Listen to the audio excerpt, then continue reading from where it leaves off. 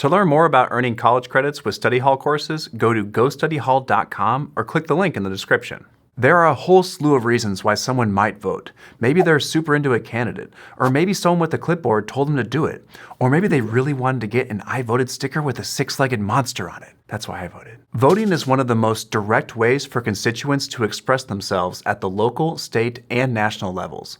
And because the US is a representative democracy, we, the constituents, wield a certain amount of power with our ballots. But many people either choose not to vote or they can't legally. And why that is can get pretty complicated. There are many legal and sociological factors that help predict if someone is likely to vote or not. Hi, I'm Dave Jorgensen, and this is Study Hall, Power in Politics and U.S. Government.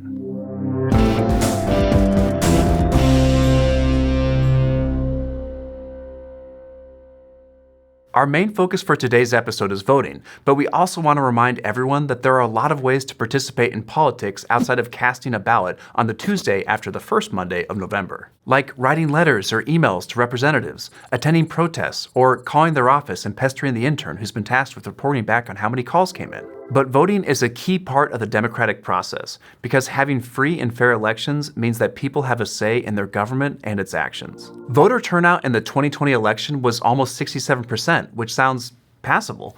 I mean, most places a D is passing, right? It was for calculus. That means around 158 million people from the voting eligible population in the US voted. But the voting eligible population isn't the same as the total population. It excludes certain groups who aren't allowed to vote, like the millions of people who live here but aren't citizens, and millions more with criminal records or mental disabilities in some states, as well as anyone under 18. But all these numbers aren't super helpful unless we add some context. So let's compare the US turnout to other democratic industrialized countries to see how we're doing. In a 2022 Pew survey, the US ranked 31st out of 49 countries for voter turnout, falling behind places like Australia and Portugal. Our 2020 turnout was the highest of the 21st century, so even with one of our better performances, we're still in the bottom half. Kind of like how even on his best day, Andy Roddick still trails behind Serena Williams by like 20 Grand Slam titles. There are a few potential explanations for the US's less than stellar ranking. First, we don't have mandatory voting like Australia does, so people in the US are obviously going to vote less often when they don't have to. But Portugal's still beating us, and they don't require voting either. What they do have is more proportional election process. That's when people vote directly for a candidate or a party, and the available seats in government are divided by the amount of votes each party gets. But for most elections in most of the country, we have a first past the post approach, where you vote for a candidate and the one with the most votes wins. Simple as that. Something that's not simple is the electoral college system, which is specifically for presidential elections, where states get a certain number of electoral votes based on how many senators and House representatives they have. So on election day, state residents vote for the next president. Well, technically we vote for electors who will vote for the next president, but that's another story. And that state's electoral votes go to the candidate who got the most votes in that state. Alabama gives 9 electoral votes, DC gives 3, and New York gives 28, based on the census. But even if someone wins the most votes in the country overall, or the popular vote, they don't necessarily win the election. Since 2000, 2 candidates became president despite losing the popular vote. So it's not a big surprise that US citizens aren't always motivated to vote in presidential elections. Because if you're a Democrat in Wyoming, where Trump got around 70% of the vote in 2020, or a Republican in DC, where Biden got 92%, there's not a lot of incentive to go out and stand in line. And if we pivot from national elections and think about smaller ones, turnout noticeably drops. Take midterm elections. Did you know those exist? They happen halfway through a president's term.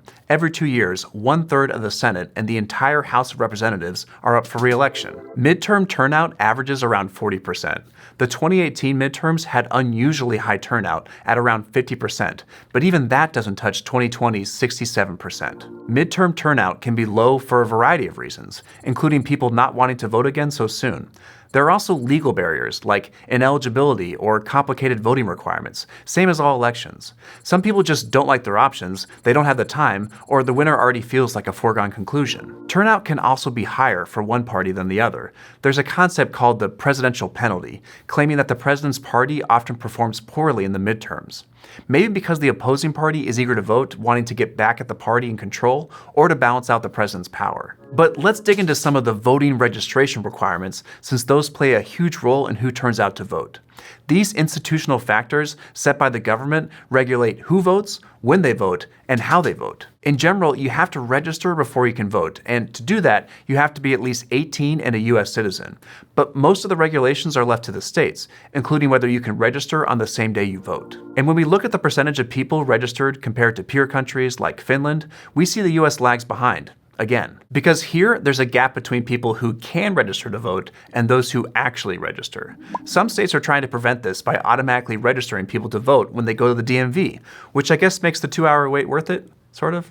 Not really. But despite efforts to streamline registration, states still have different requirements. Like how IDs are required to vote in Oklahoma, but generally not in New York. What qualifies as an ID also varies by state.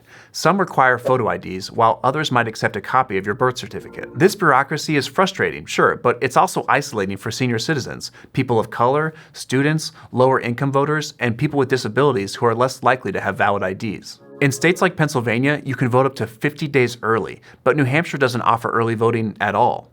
Early voting gives more flexibility so people who don't have paid time off or childcare can still vote around their schedules, but it's not totally clear if early voting actually increases turnout overall. Postal voting, that's where people send physical ballots through the mail, kind of like email, but in person, with paper, can help people with mobility issues or those who don't have access to cars, and it has been shown to increase voter turnout overall. Given the U.S.'s less than stellar public transportation, having accessible voting alternatives is vital. But a lot of voting restrictions were put in place to combat voter fraud, even though it isn't as big of an issue as it's made out to be.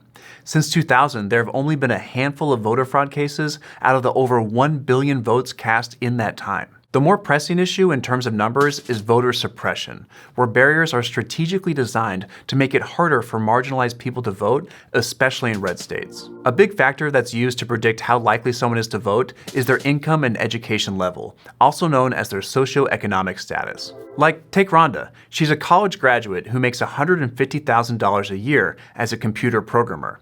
The fact that she went to college and has a high salary makes her about 20 to 25 percentage points likelier to vote than Tim, who didn't go to college and works at a grocery store making $25,000 a year. Rhonda is also a homeowner, and homeowners tend to vote more than renters, especially in local elections where property tax rates might be at stake. They're more likely to live in their neighborhoods long term and be interested in local policies that affect their assets. Whereas Tim is a renter, and he pretty much lives paycheck to paycheck, like most people in the US. He doesn't have paid leave and can't afford to take the day off to vote, so he has to go before or after work during the busiest voting times. Tim would really benefit from postal voting, but his state of Arkansas only allows it if you're out of the country or sick or disabled with documentation. After standing for an 8-hour shift, he doesn't want to stand in line for another hour, or 6, just to cast a vote. But it's his only choice. Long lines can partly be attributed to states closing down voting centers at a worrisome rate, despite increases in the number of voters. Like in Georgia's Warren County, whose population is 56% black, they closed 80% of polling centers in recent years. And that might help to explain why wait times are around 29% longer in black neighborhoods than they are in white ones, according to a 2019 study. So even if black and lower income voters are motivated to vote, there are way more roadblocks in the way of them actually casting their ballots. On a more psychological note, there's also political efficacy, which is the belief that your vote actually matters. If you're more apathetic and think that your one vote won't make much of a difference, then you have low political efficacy. And lower political efficacy is common among voters who feel like policies never change, or that their representatives govern without them in mind. Not to mention, the majority of eligible voters today were often shut out of the system, until the 1920s for white women and the 1960s for people of color. Despite all these barriers, black voter turnout is the second highest among racial groups, coming right after white people as of 2020. And women as a whole are more likely to vote compared to men. Younger voters are also turning out in higher numbers than we've seen in 30 years, even for midterm elections, and making major impacts, especially in battleground states. The youths are here. They're among us. They're listening right now. All these differences in who is more or less likely to vote matter because turnout has a strong influence on the direction of politics. Because participation bias happens when people who participate in politics are different from those who don't participate. If people with a higher socioeconomic status are more likely to vote, their candidates are more likely to be elected and legislate on behalf of their interests. This skewed representation then impacts policies. Voting is a crucial form of direct participation, but not everyone who can cast a ballot does, for lots of reasons. I mean, one senator in Wyoming represents around 300,000 people, and one senator in California represents 19,600,000, almost 70 times more people. And trust me, I use my graphing calculator to calculate that. That's just one vote to confirm a Supreme Court justice, or a vote on gun reform and climate change legislation.